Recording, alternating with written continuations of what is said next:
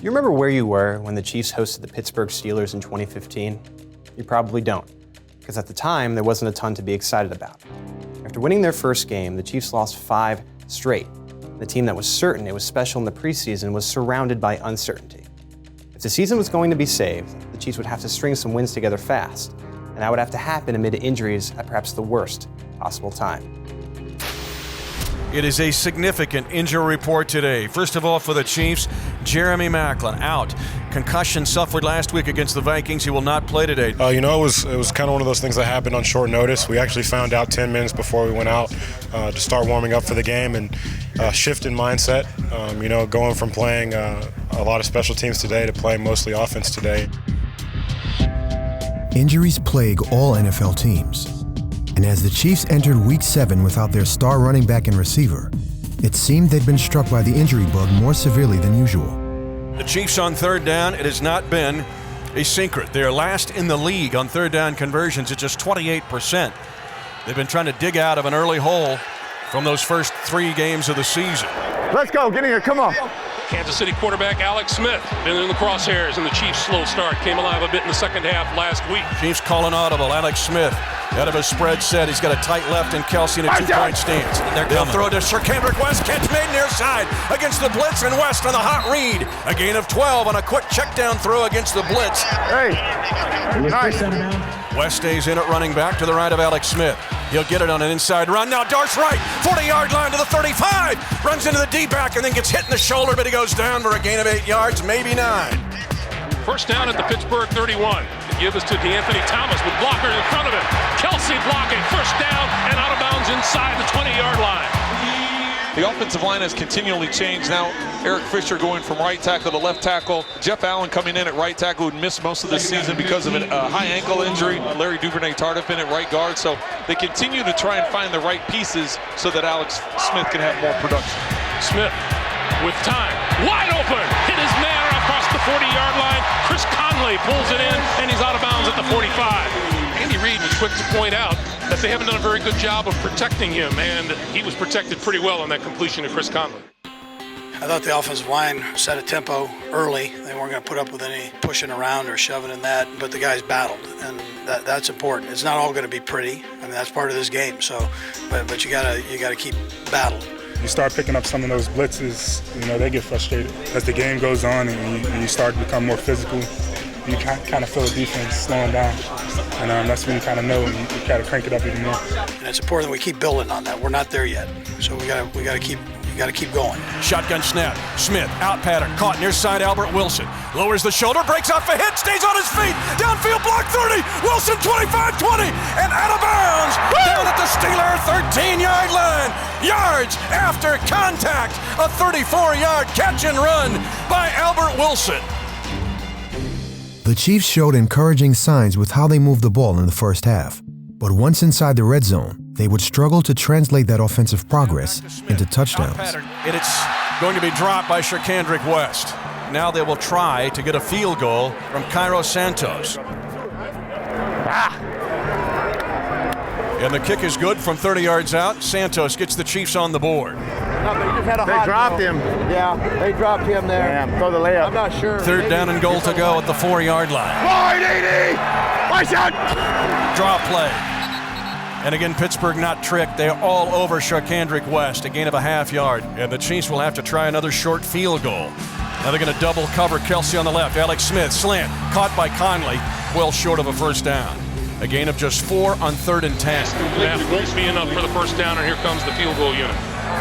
You're good, come on, keep it going. To move the ball with the way we were and then get down there and keep kicking field goals. You make it tough. We certainly felt like we could have made it a lot easier on our defense, scoring touchdowns.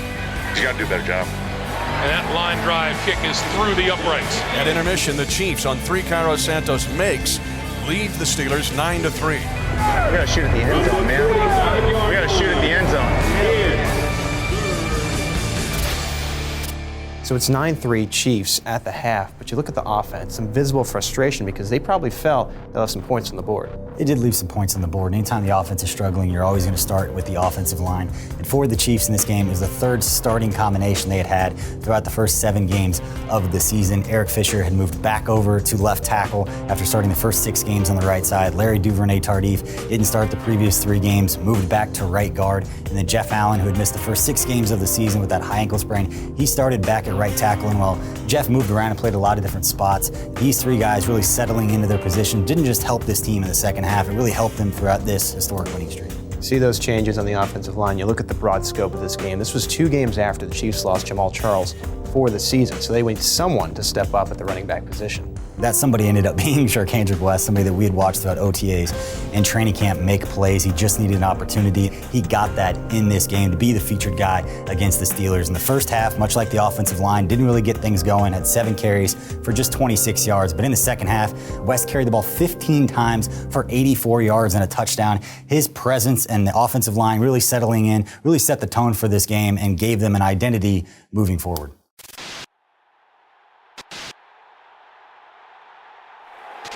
Antonio Brown, the Pro Bowler, waits this kick. This is high, good hang time. Brown looks up, calls for NFL games regularly contain over 100 plays. 60 minutes of football. It's remarkable how often they are decided by one play, even 1 second. And on first down, now the slant, that is popped up into the air and picked off. Picked off, and this is Eric Berry. Eric Berry with an incredible interception off the deflection. Got to get those. That's what we always talk about, tips and overthrows. We got to get those. So anytime we have an opportunity to make a play, that's our mentality, is to make it. Eric Berry's diving interception put the Chiefs in prime scoring position early in the third quarter. But after 2 unproductive rushing attempts and a penalty to start the drive, False start. they were faced with another challenging third down conversion. Snap back to Alex Smith on 3rd and 10. Comes to the near side, pass is caught! And Albert Wilson makes the catch on the out pattern. He hangs on to that football. Let's go. Quick slant, caught by Wilson at the 25, trying to split 2 defenders, and goes down to the Steeler 22. Back-to-back plays, Albert Wilson of 17 and 14. And that's who needs to get going. Wilson needs to be that compliment since Jeremy Maclin's not in there, and I think Wilson is picking up the slack right there. Trying to get a double-digit lead. They had a shot at the end of the second quarter. Now here's a handoff that goes up the middle. Charkandrick West pulled down from behind. Another deep penetration by Kansas City. They've been to the 11, they've been to the 4, they've been to the 9, and now they're back at the 13 and a half.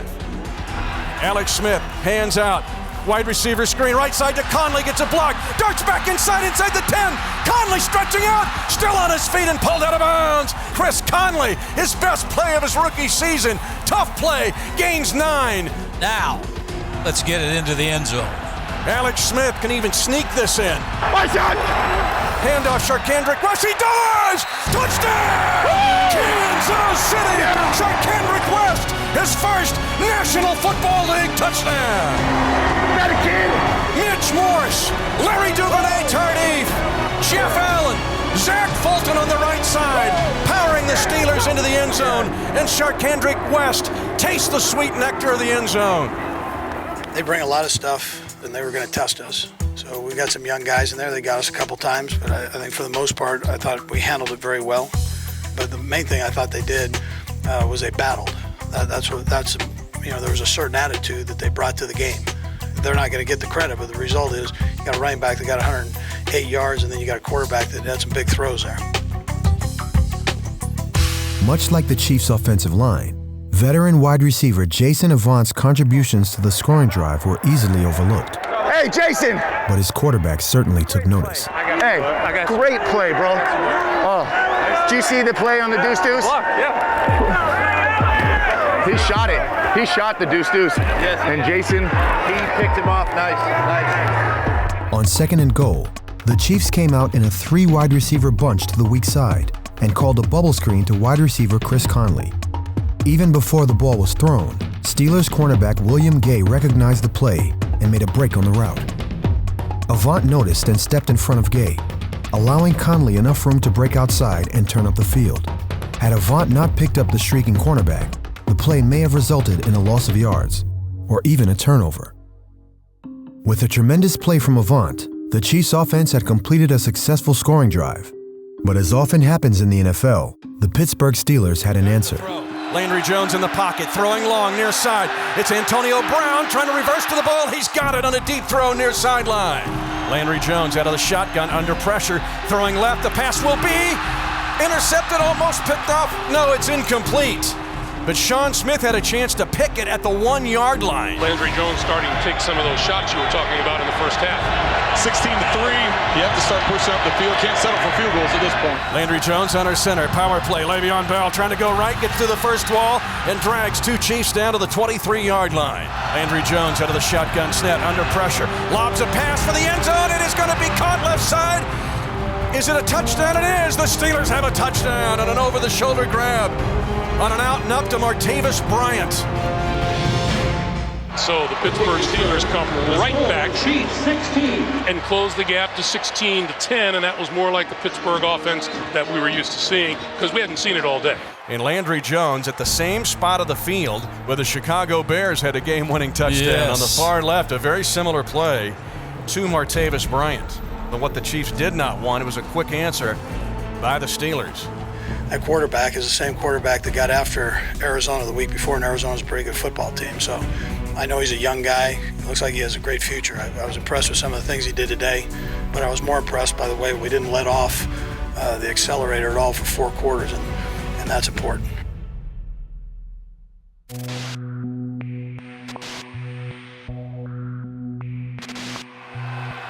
Power formation of Roosevelt Nix in front of Le'Veon Bell. Bell trying to get to the left side, and on a late jump cut gets across the 50 and more. In the previous 2 weeks, Kansas City lost by a combined 7 points in 2 heartbreaking fourth-quarter setbacks. They had lacked the big plays required to close out those games, and late in the fourth quarter against the Steelers, they found themselves in a similar situation on 3rd and 7 inside their own 10. If they hoped to break a 5-game losing streak, they would need to make a stand to keep a threatening Pittsburgh offense at bay. Bell, snap back to Landry Jones, looking right on the way. Landry Jones is eaten alive at the 22-yard line. A sack and a loss of 12. The Chiefs' defense proved they could rise to the occasion when their backs were against the wall. But as the ensuing drive got underway, it appeared the Chiefs' offense might fail to take advantage. Here's a big down. They need to get a first down. Kansas City is 5 of 13 on 3rd down conversions. They have 3rd and 4 here from their own 22. On 3rd and 4, shotgun snap back to Alex Smith. Floats a pattern for Kelsey, makes the catch right down the rail. It's a 26-yard pass play over the shoulder on a great throw, and Kelsey grab a bucket of guts and makes the catch. That's the play of the game so far. On 3rd and 4, the Steelers came out in what appeared to be a cover 1 look, with man-to-man press coverage and safety help over top. But as the ball was snapped, Steelers safety Mike Mitchell dropped out of the box and transitioned to a cover 2 look, leaving the middle of the field wide open. Quarterback Alex Smith recognized this adjustment, and knowing he had Travis Kelsey down the middle of the field, one-on-one with linebacker Lawrence Timmons, took advantage of the mismatch in coverage. Let's go! Yeah, we got the look, where he was isolated on the linebacker, going down the middle. He made the play. I mean, for me, you're kind of just throwing it up, and a guy that big and fast that can go play the ball in the air, it's a unique skill set. Really hats off to him to make that kind of play. It's a tough play to make as a tight end. Your safeties are coming over the top. One of the bigger plays in the game. That's one of those plays that ended up winning for us. So 1st and 10, Chiefs at their own 48, leading 16-13. Handoff right side, goes to West with a hole. Now dragging 2 Steelers with them in the open. Near side 25, Sharkendrick West won't go down. Finally tackled all the way down inside the Steeler 15. I'm going to say at the 16-yard line. A 36-yard off-tackle run by Sharkendrick West. Let's go! 2 great plays in a row for Kansas City. But you need touchdowns here, Len. A field goal only puts you up 6. So it's a 1st and goal for the Chiefs, just inside the 6-yard line. 1 second on the play clock. Alex Smith throws left side. Pass caught. Conley stretches out. Touchdown! Kansas City. Chris Conley has his first National Football League touchdown. Well, it was a great play call by Coach Reed. He knew exactly what the defense was going to be doing. We had off coverage inside. Alex knew that. He gave me a great ball where I could catch it and I could turn up and get in the end zone. So great game planning and great execution. Nice call. Nice call. It's a confidence builder for him. It's also a confidence builder for those guys around him that are working hard. And so to know that you got guys that can make plays around you, I think adds up in a lot of different ways. Most of all, though, it's great for those kids. I mean, those are young kids making plays. And without Jeremy Maclin, the question is who was going to step up? And it has been by committee. Conley, West, Kelsey's big 26-yarder down the rail on 3rd and 4. Nice shot, Ben! There we go, Larry! The Steelers with 1st and 10 at the Chiefs' 39-yard line. 23-13 Kansas City. Landry Jones hit as he throws by Holly. The ball is loose. They're going to roll this a fumble. Does Kansas City have it? Kansas City's got that football. Holly is second sack of the game. A sack, strip, fumble recovery. And that will do it. Kansas City is going to get rid of 5 games of frustration and head for London with a victory over the Pittsburgh Steelers. Man, great job. Let's keep this feeling going,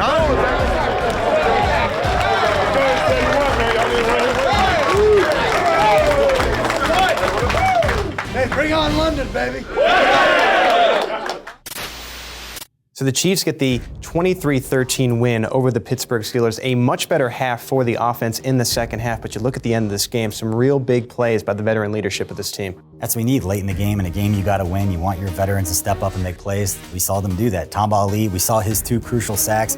And then Sean Smith's tackle of Le'Veon Bell on that 42-yard run. It's one of the most underrated or underappreciated plays to me of the season because of what this game ended up setting up with that winning streak. At the time, it was early in the 4th quarter. The Chiefs were up 16-10. That was going to give the Steelers a lead. He chased him behind, settled for a field goal after that. You look at Eric Berry's tipped interception that set up ultimately became the game-winning touchdown for the Chiefs. But as much as it was about those veteran leaders making plays late, this game really signified to me the opportunity for young guys to step up and make plays. Lost 5 straight games. You already knew you were going to be without Jamaal Charles. Jeremy Maclin was going to be out. You had to have some young guys step up. We saw that with Albert Wilson. We saw that with Chris Conley. Those 2 receivers combined for 9 catches, 134 yards, and a touchdown in this game. We already talked about Sharkandrick West and everything he did to step up and make plays. This game signified an opportunity for young guys when they were needed to step up and make plays, and that's exactly what they did. The Chiefs got their 2nd win of the year and turned their attention to London. And you look back, and this was a really important victory given the fact that it started one of the most historic streaks in franchise history. Chiefs Replay is brought to you by Hy-Vee, where there's a helpful smile in every aisle. Prime Sport. Get your tickets to the Chiefs tailgate party presented by Bud Light at primesport.com/Chiefs. Overland Park Auto Group, home of the Red Friday Rally. And by the University of Kansas Hospital, the official healthcare provider of the Chiefs, and the athlete in you.